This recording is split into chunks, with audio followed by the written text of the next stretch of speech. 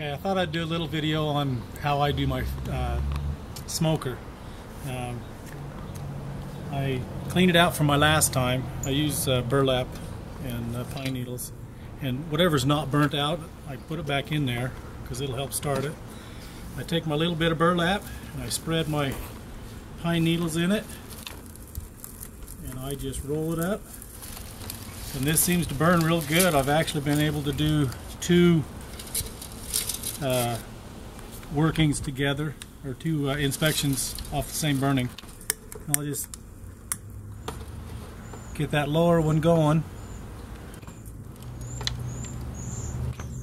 You need a good flame to get it going,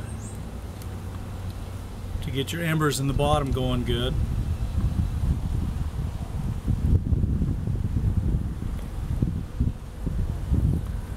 And I'll just stuff it down in there.